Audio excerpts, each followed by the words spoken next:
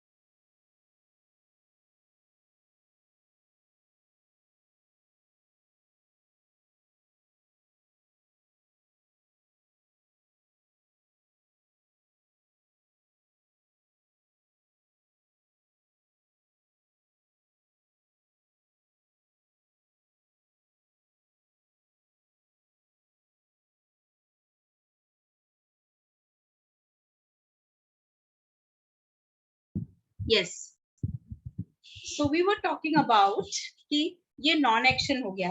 अब non action क्यों है? क्योंकि कोई एक्शन ही नहीं हो रहा, कोई फिजिकल एक्शन हो ही नहीं रहा है, ना खेलने का हो रहा है, ना कूदने का हो रहा है, ना बात करने का हो रहा है, कोई भी फिजिकल एक्शन नहीं हो रहा है। इसका मतलब नॉन एक्शन है ना। और मतलब मैं टीचर हूँ, इसमें एक्शन कुछ भी नहीं है, इट इज अ स्टेट। ये स्टेट बता रहा है कि मैं एक टीचर हूँ, that is my position, job. Okay, एक और सेंटेंस ले सकते हैं, that one sentence can be the part of the other one. जैसे हमको कहना होता है कि मैं तो टीचर हूँ, ओके। मेरे पास एक लैपटॉप है, तो अब ये नहीं बोलेंगे I do a laptop, I am a laptop, हम ऐसे बोलेंगे I have a laptop. That means हम चाहें तो डायरेक्ट एक्शन से सेंटेंस भी बना सकते हैं, हम लोग चाहे तो हेल्पिंग वर्ब और एक्शन के बीच का सेंटेंस बना सकते हैं, हम लोग चाहें तो नॉन एक्शन का सेंटेंस भी बना सकते हैं, हम लोग चाहें तो पोजेशन का सेंटेंस भी बना सकते हैं। आई प्ले क्रिकेट जो है ये दूसरा टेंस है, लेकिन ये भी एक्शन बताता है।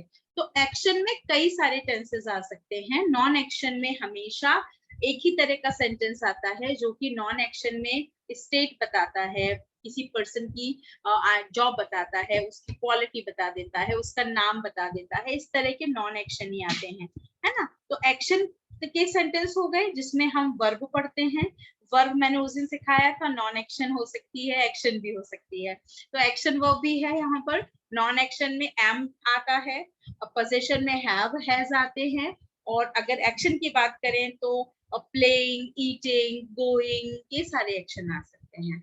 लेकिन हमें अभी सीखना है नॉन एक्शन सेंटेंस।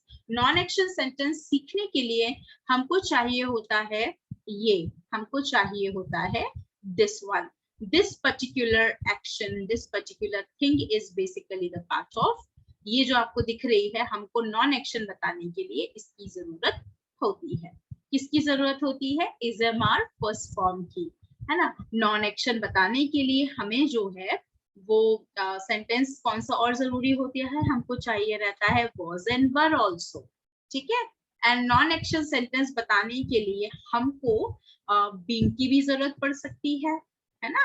हमको बीइंग की जरूरत नहीं पड़ेगी, लेकिन हमको विल और शैल के बाद बी की जरूरत भी पड़ सकती है। हम नॉन एक्शन बताने के लिए फर्स्ट फॉर्म का यूज कर सकते हैं, हम सेकेंड फॉर्म का यूज कर सकते हैं, हम थर्ड फॉर्म का यूज आगे कर सकते हैं, अभी नहीं करेंगे लेकिन आगे करेंगे, और हम विल बी शैल बी का यूज भी अभी कर सकते हैं।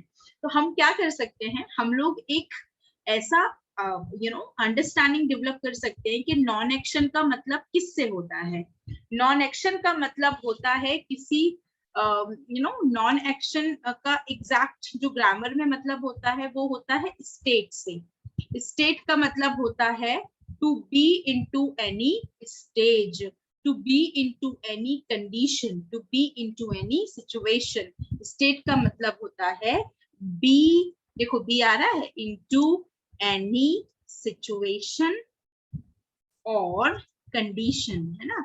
किसी स्थिति में होने के लिए जो आप सेंटेंसेस बनाते हैं ये बताने के लिए, वो आपके नॉन एक्शन कहलाते हैं। Let's take one example, identity of anyone, identity of anyone, take the example, he is विशाल, है ना। अगर मुझे विशाल की आइडेंटिटी बतानी है तो मैं बोलूंगी he is विशाल, और पूरा आइडेंटिटी भी बता सकती हूँ he is Vishal Sharma, okay. हम चाहें तो किसी स्टूडेंट की, किसी भी व्यक्ति की हम चाहें तो ऑक्यूपेशन भी बता सकते हैं। ऑक्यूपेशन आप लोग जानते हैं, ऑक्यूपेशन का मतलब, can you tell me occupation, हम इसे इंट्रोडक्शन में कर चुके हैं। What is occupation? Come on answer, tell me, occupation क्या होता है, जल्दी बताओ।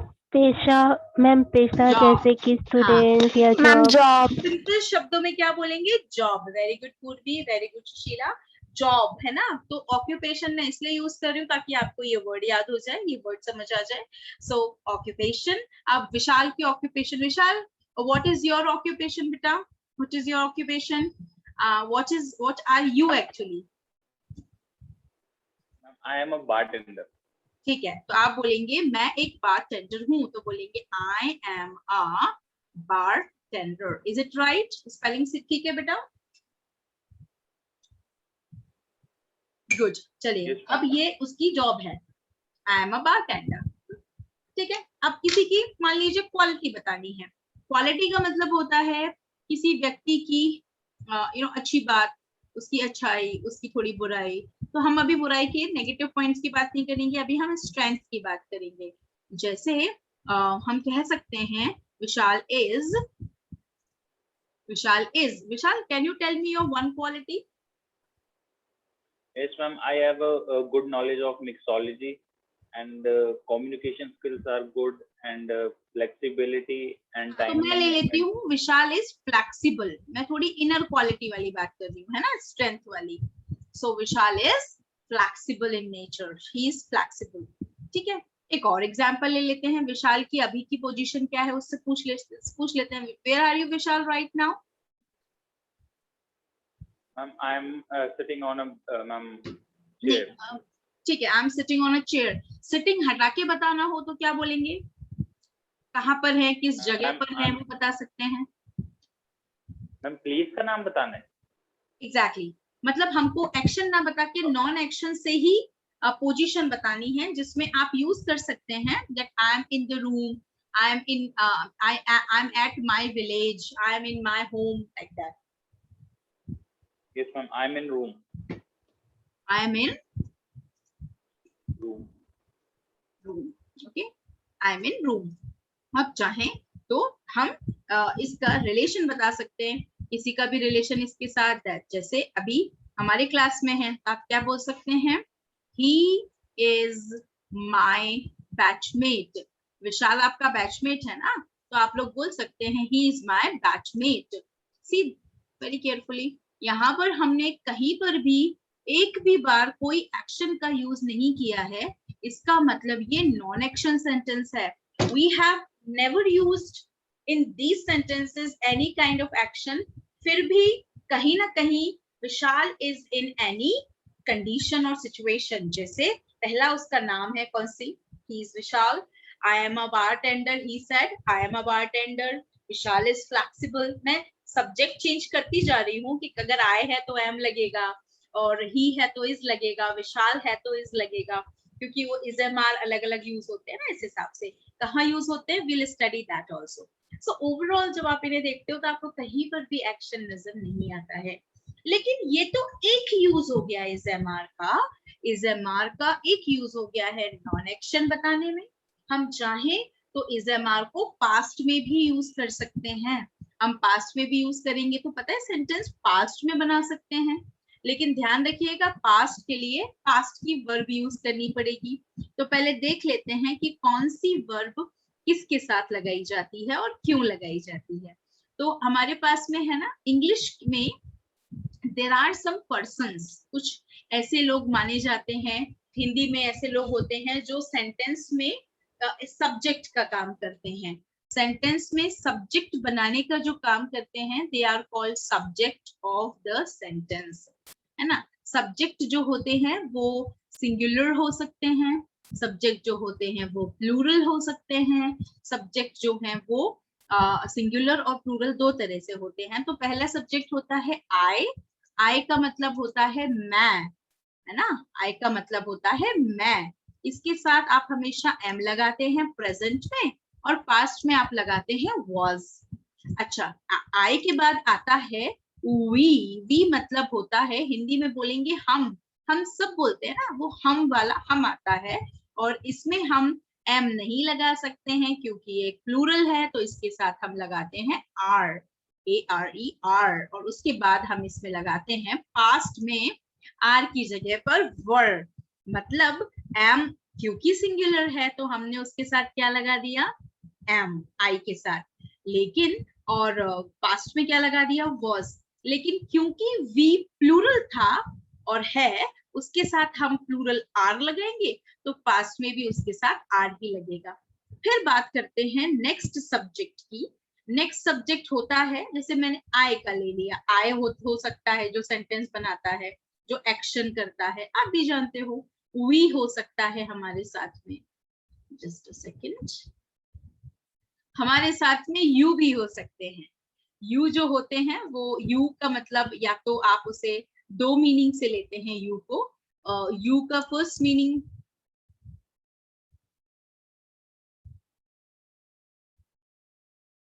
यू का जो फर्स्ट मीनिंग होता है दैट इज कॉल्ड तुम, और इसका एक और मीनिंग हो सकता है दैट इज कॉल्ड आप, है ना, आप या तुम, उसका मीनिंग होता है यहाँ पर। और अगर हम इसको ध्यान से देखेंगे तो यहाँ पर इसका क्योंकि ये प्लूरल है, ये एक सिंगुलर भी होता है, लेकिन इसके साथ हमेशा आर लगता है, तो हम हमेशा इसके साथ आर लगा देंगे। और पास्ट में क्या लगेगा इसके साथ में?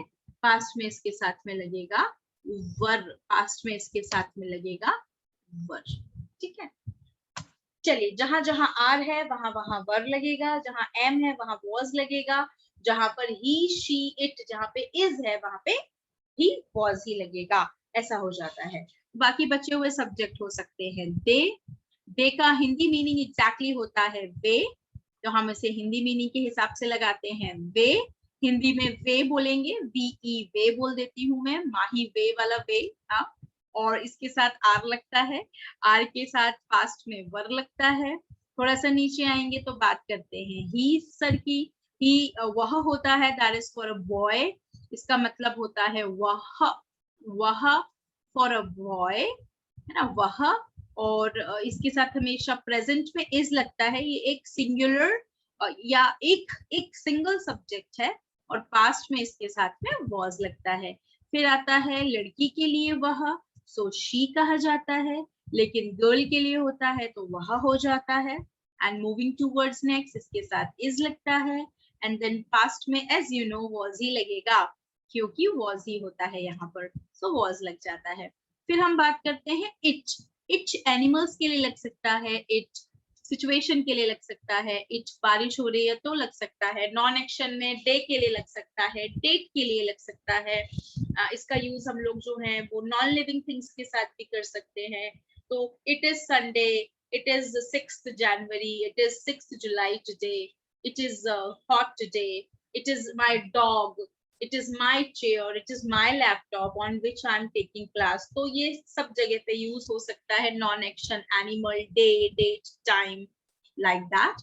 इसके साथ हमेशा इसको भी वह ही बोलते हैं हिंदी में, और इंग्लिश में इट यहाँ यूज होता है जो मैंने बताया, और इसके साथ इज लगता है क्योंकि ये सिंगुलर सर है, और इनके साथ यूज होता है was बिकॉज ये सिंगुलर है, पास्ट में इनके साथ में was यूज होता है। सो ओवरऑल किसके साथ में क्या यूज होता है ये सब्जेक्ट के साथ हमने समझ लिया है। सब्जेक्ट आप जब ध्यान से देखेंगे तो आपको पता चलेगा सब्जेक्ट का मतलब ही होता है वो पर्सन जिसके बारे में बात हो रही है, या वो पर्सन जो एक्शन करता है। दो होते हैं पर्सन, या तो मेरे बारे में बात हो रही होगी जैसे आई एम अ टीचर, या तो मैं या कोई भी एक्शन कर रहा होगा। तो जिसके बारे में बात हो रही है, जिसके बारे में कोई कॉम्प्लीमेंट, कोई क्वालिटी, कोई आइडेंटिटी, कुछ भी बात हो रही है, तो वो सब्जेक्ट हो सकता है सेंटेंस का। सब्जेक्ट मतलब किसके बारे में बात हो रही है या कौन एक्शन कर रहा है, ये ओवरऑल सब्जेक्ट कहलाते हैं। सब्जेक्ट नाम से भी पता चलते हैं, यू नो दिस, है ना। जैसे हमारी क्लास में एक बच्ची है, उसका नाम है पूर्वी। अब पूर्वी इज सिंगुलर पर्सन, पूर्वी इज होगा, है ना, पूर्वी का मीनिंग तो पूर्वी ही रहेगा। प्रेजेंट में इज, लेकिन पास्ट में वॉज होगा। लेकिन हमारे यहाँ पे दो लड़कियां हैं, जैसे पूर्वी एंड अमनजोत, दो लड़कियां ले लेते हैं, लेकिन फिर अब ये दो हैं तो हम इनके साथ आर लगाएंगे और पास्ट में इनके साथ वर लगाएंगे। ऐसा हमने इसलिए किया क्योंकि रियलिटी ये है कि पूर्वी तो सिंगुलर है, बट पूर्वी एंड अमनजोत दो हो गए तो वो प्लूरल हो गए। जहां प्लूरल आ जाता है वहीं पर हम इज एम आर, अगर हम इज एम आर सीख रहे हैं, इज एम आर वाला सेंटेंस बोल रहे हैं, नॉन एक्शन बोल रहे हैं, तो फिर वहां पे हमेशा आर आएगा प्रेजेंट में, और पास्ट में आता है वर। कहीं भूल मत जाना।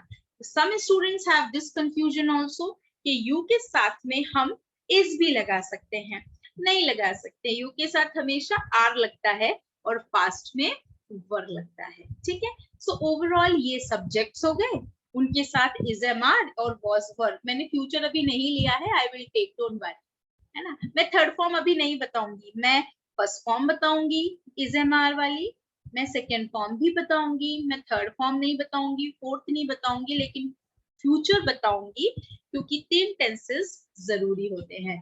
तो हमने सब्जेक्ट भी सीख ली, सब्जेक्ट एग्जैक्टली होते कौन है और कहाँ से आई, ये सब जो हम बोलते हैं वही सब्जेक्ट्स आ गए बस, है ना। अच्छा, नेक्स्ट है वर्ब, हमने यूज कर ली। अब बात करते हैं कि नॉन एक्शन में हम लोग 5 तरह के सेंटेंसेस समझ सकते हैं कि ये नॉन एक्शन में आते हैं, लेकिन अगर हम बात करें कि क्या इज एम आर कहीं और भी यूज होगा, बिल्कुल यूज होगा। इज एम आर हम नॉन एक्शन में भी यूज करते हैं। एंड मैं आपको बताना चाहूंगी कि हम इज एम आर आगे जाके हम इसको कंटिन्यूअस एक्शंस में भी यूज करते हैं। ऐसे एक्शंस जो चल रहे होते हैं, मतलब ये थोड़ा टेंस अलग हो जाएगा, लेकिन आगे जाके हम ऐसे सेंटेंसेस भी पढ़ेंगे जिसमें हम जब भी सब्जेक्ट लगाएंगे, सब्जेक्ट के बाद हमें इज एम आर दिखेगा, इज एम आर के बाद हमें वर्ब दिखेगी, और वर्ब हमें हमेशा आईएनजी ही लगानी पड़ेगी, और फिर हम लगाएंगे अदर वर्ड्स। अदर वर्ड्स का मतलब होता है ऑब्जेक्ट। लेकिन हम पहले पढ़ेंगे नॉन एक्शन और फिर हम जाएंगे एक्शन पर। एक्शन वाले सेंटेंसेस मतलब हो गए वर्ब वाले सेंटेंसेस। ये वर्ब की जरूरत नहीं है ना। अभी तो हम लोग पहले कौन सा पढ़ेंगे? This is the first number, non action. फिर आगे जाके हम पढ़ेंगे एक्शन। एक्शन में हम कंटिन्यूअस पढ़ेंगे। अभी फिलहाल स्ट्रक्चर बता रही हूँ ताकि आप लोग इस एम आर के 2 यूसेज याद रखें, है ना। मैं इसका थर्ड यूज भी बताऊंगी, because I know you are quite intelligent people, you understand the structures, है ना। तो मैं थर्ड यूज भी बताऊंगी इसका। मैं एडवांस लेवल वाला थर्ड यूज अभी बता दूंगी इन इंट्रोडक्शन। ओके, तो हम चाहें तो कह सकते हैं, जैसे मैं क्रिकेट खेल रहा हूं तो बोल सकते हैं आई एम प्लेइंग क्रिकेट। अब ध्यान रखना आई एम ही आएगा हमेशा, ये बार बार चेंज नहीं होगा, है ना। I am playing cricket, she is getting ready, वह तैयार हो रही है। ओके, हम पढ़ रहे हैं, हम आ गया मतलब वी लगाना पड़ेगा, वी आर स्टडीइंग, हम तो पढ़ रहे हैं। ओके, आप गाने सुन रहे हो, you are listening to songs. मैंने कहा था ना लिसन के बाद टू आता है, मेरी हॉबीज बताओ, लिसनिंग टू म्यूजिक। अच्छा, हम ऐसे भी बोल सकते हैं, ही इज गार्डनिंग, वह गार्डनिंग कर रहा है, मतलब गार्डन में कुछ ना कुछ काम कर रहा है, पौधे लगा रहा होगा, पानी डाल रहा होगा, या फिर अपनी हॉबी उसकी गार्डनिंग है तो वहां कुछ कर रहा होगा, and that's why he is gardening. वह अभी फिलहाल जो है वो गार्डनिंग में कर रहा है या गार्डन में काम कर रहा है। ठीक है, ये सेंटेंसेस में हमेशा एक्शन रहेगा। इज एम आर के बाद में कोई भी आइडेंटिटी, जॉब या नॉन एक्शन सेंटेंस नहीं आएगा। वर्ब की आईएनजी फॉर्म हमेशा आएगी, और हम इसे सेकंड बार पढ़ेंगे। फर्स्ट बार हम पढ़ेंगे नॉन एक्शन वाले सेंटेंस। ठीक है, इसका जो ये फर्स्ट एक्शन, ये फर्स्ट काम हो गया इसका। This is the first part of sentence, है ना, ये पहला पार्ट है, फर्स्ट जो हम सीखते हैं, this is the first one. फिर हमारा जो सेकंड है वो ये है, जहां पर हम सेकंड पार्ट सीख रहे हैं। सेकंड पार्ट हम लोग वर्ब में नेक्स्ट सब एक साथ नहीं सीख सकते ना, सो वन बाय वन सीखेंगे। इसका थर्ड बताती हूँ, ये फर्स्ट हो गया, फिर हम सेकंड सीखेंगे, इसका थर्ड पार्ट भी बताती हूँ आपको। थर्ड जो यूज होता है वो होता है पैसिव वॉइस में। जब हम एक्टिव पैसिव वॉइस पढ़ते हैं ना, आपने सुना होगा, सुना है आप लोगों ने passive voice, active passive voice सुना है? Yes ma'am. हाँ, तो आगे जब आप इंटरमीडिएट में पैसिव वॉइस पढ़ेंगे तो आप देखेंगे कि हमारे सब्जेक्ट के बाद में आप इज एम आर देखोगे, और इज एम आर के बाद में आप वर्ब की थर्ड फॉर्म देखोगे, और फिर बाय देखोगे, और फिर क्या देखोगे, यहाँ पे ऑब्जेक्ट देखोगे, है ना। ये स्ट्रक्चर आप इज एम आर में ही सीखोगे, लेकिन वो आप एडवांस इंटरमीडिएट लेवल में सीखोगे। ये अपना लेवल नहीं है, लेकिन मैं बता देती हूँ कि आप ऐसा स्ट्रक्चर भी देखोगे जहां पर इज एम आर के बाद थर्ड फॉर्म लगी होगी और सेंटेंस पैसिव वॉइस का होगा। मैं आपको एक अच्छा वाला एग्जांपल देती हूँ, you know this example, I play cricket का पैसिव वॉइस बनता है, सब लोगों ने स्कूल में थोड़ा बहुत सुना ही होगा, cricket is played by me. Am I correct? से yes or no, did you read these kind of sentences somewhere? सुना तो होगा ही, सुना है? Yes ma'am. Yes ma'am. Very good. अच्छा, नेक्स्ट है food is eaten by us, है ना, खाना हमारे द्वारा खाया जाता है। है ना। आपने ये भी सुना होगा, Diwali is celebrated every year, ये सुना होगा है ना, दिवाली हर साल मनाई जाती है। ये पैसिव वॉइस है, भाई कौन मनाता है, हम ही लोग मनाते होंगे, है ना। आपने ये Yes, भी ma'am. सुना होगा, इंडिपेंडेंस डे इज सेलिब्रेटेड, ऐसे वगैरह में लिखते थे, on 15th August, on 15th August, Independence Day is celebrated on 15th August. तो ये these kind of sentences are basically जो हैं वो हमेशा किससे बनते हैं, वो बनाए जाते हैं, जनरली वो बनाए जाते हैं पैसिव वॉइस से। अब इसका अपना रूल होता है, कैसे लगता है, किस तरह से यूज होता है, किस तरह से हम इनका कैसे बनाएंगे, क्या रूल से बनाया जाता है, ये हम बहुत आगे जब उसको समझेंगे, so we'll be starting that, है ना। तो ये थर्ड यूज हो गया। हम लोग फिलहाल स्टार्ट करेंगे नॉन एक्शन के साथ में, but before that I want you to just have a nice screenshot of this. इसका एक छोटा सा स्क्रीनशॉट ले लीजिए।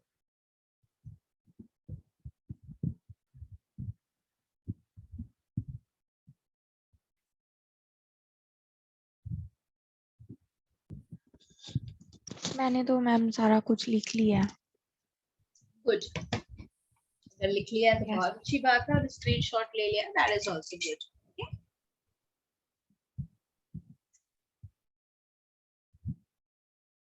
सो अगर आप इसे एक साथ देखोगे तो लगेगा ओ माय गॉड, इतना सब कुछ है क्या, और हो सकता है दैट क्लैरिटी नहीं भी आती, समझ ही नहीं आता। लेकिन क्योंकि आपने इसे स्टेप वाइज स्टेप सीखा, फर्स्ट आपने देखा कि पहली वर्ब तो इज़ेमार ही सीखनी होती है।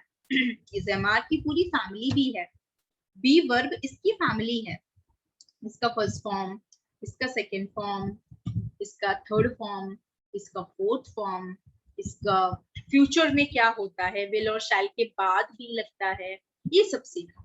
फिर हमने ये सीखा कि सेंटेंसेस तो 3-4 तरह के बन सकते हैं, एक्शन भी हो सकते हैं, नॉन एक्शन भी हो सकते हैं, पोजीशन भी हो सकते हैं।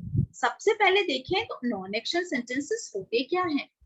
नॉन एक्शन सेंटेंसेस मतलब होते हैं स्टेट वाले सेंटेंसेस। कई लोगों को स्टेट नहीं क्लियर होता है, क्योंकि वो मध्य प्रदेश, उत्तर प्रदेश वाला स्टेट समझ लेते हैं, पर ये वो स्टेट नहीं है। ये है बी इनटू एनी सिचुएशन और कंडीशन, किसी सिचुएशन और कंडीशन में रहना, उस स्थिति में रहना is called state. Like I am Khushboo, I am a teacher, I am confident, I am in my study room, I am your teacher. ये मेरा सेंटेंस हो गया। मैंने सारे नॉन एक्शन बता दिए, कहीं भी मैंने ये नहीं बोला मैं आपको पढ़ाती हूँ, आई टीच यू, मैं आपको पढ़ा रही हूँ, आई एम टीचिंग यू, मैं क्लास में बैठी हुई हूँ, आई am sitting in the class, मैं क्लासरूम में बैठी हुई हूँ, आई am sitting in the classroom. मैं ये भी नहीं बोल रही हूँ, मैं तो नॉन एक्शन बता रही हूँ, है ना। फिर हमने सीखा कि ठीक है, ये सेंटेंस तो हम बना लेंगे, पहले ये तो पता चले कौन सी वर्ब किसके साथ, कौन से सब्जेक्ट के साथ लगती है। तो भाई ये सब्जेक्ट कौन है ये जनाब। तो सब्जेक्ट जो होते हैं वो होते हैं वो लोग जिनके बारे में या तो बात होती है, मेन मुद्दा उनके बारे में है, या फिर वो जो एक्शन करते हैं, भाई दोनों हो सकते हैं। तो फिर कौन होते हैं, या तो नाम ले लीजिए या फिर प्रोनाउंस से चलने दीजिए, उनकी जगह प्रोनाउंस यूज हो जाते हैं, जैसे मैं, हम, तुम या आप, वे, वह लड़की है, वह कोई चीज, एनिमल या सिचुएशन है, दिन है, डेट है, तो बस चलने दीजिए। उनके साथ डिवीजन सीख लिया हम लोगों ने कि इज हमेशा एक वचन या सिंगुलर के साथ लगता है। ये स्पीकर को समझना होगा कि सिंगुलर कौन है। अगर मैं बोलूं आए, तो आए तो सिंगुलर ही होता है, उसमें दो लोग शामिल नहीं हो सकते। लेकिन मैं बोलूं वी, तो वी का मतलब है जितने लोग मेरे साथ होंगे सब आ जाएंगे हम में। हम भारतीय हैं, हम वही तो है सेंटेंस, वी आर इंडियन, है ना। चलिए, यू मतलब आप हो गए, तुम हो गए, तो जैसा मीनिंग है बिल्कुल वैसे ही लोगों को समझिए। अच्छा, यू जो है वो एक के लिए भी लगता है, यू आर अ स्टूडेंट, और कई के लिए भी लग जाता है, यू आर मैनी स्टूडेंट्स, लेकिन वर्ब हमेशा आर लगती है। कई स्टूडेंट है ना ऐसा करते हैं, बोलते हैं, स्टूडेंट नहीं बहुत सारे लोग भी करते हैं ना, ऐसा कोई जरूरी नहीं है, कोई भी कर सकता है जिसको ये क्लैरिटी नहीं है। अगर वो कहता है यू आर अ स्टूडेंट, उसे लगता है आ लगाना है, तो मुझे आ लगा है तो मैं यहाँ पे तो आ लगा है मतलब सिंगुलर की बात हो रही, तो मैं यहाँ इज लगा दूं। मैं बताना चाहूंगी, आई एम सॉरी बट ये गलत है, ऐसा नहीं करना है हमको। ये हमको इसलिए नहीं करना है क्योंकि ऐसे सेंटेंसेस जब आप बना रहे हो ना, तो यू के साथ इज नहीं लगता है, लगता ही नहीं है, तो फिर बन ही नहीं सकता, कोई केस ही नहीं है बनने लायक, है ना। ये एक गलत सेंटेंस है, ये एक उतना ही गलत सेंटेंस है जितना कि गलत हम कोई भी सेंटेंस बनाएंगे। तो ये this is here it is wrong sentence, है ना, ये मैंने रॉन्ग का निशान लगा दिया है। तो राइट क्या होगा, चलिए अब राइट सेंटेंस बना लेते हैं। राइट में हमेशा आप बोलिए, चाहे सिंगुलर हो या प्लूरल हो, बोलिए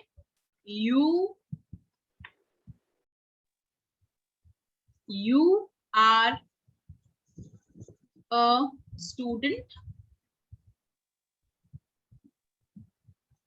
ठीक है, ये भी सही है, आओ के साथ भी आर लगेगा। और यू आर मैनी स्टूडेंट्स, तो मैनी के साथ भी आर ही लगेगा। यू कोई भी सिंगुलर वर्ब अपने साथ लेता ही नहीं है, उसको चाहिए है वर्ब प्लूरल, लेकिन वो यूज हो सकता है मैनी के साथ भी, दोनों सही है। बस ये गलती नहीं कीजिएगा, यू के साथ इस कभी लगता ही नहीं है, इट इज नॉट देयर। ठीक है, अच्छा, तो हमने ये भी सीखा। फिर हमने दूसरा यूज सीखा कि कंटिन्यूअस टेंस में जब हम आगे जाएंगे तो इसका यूज जरूर करेंगे।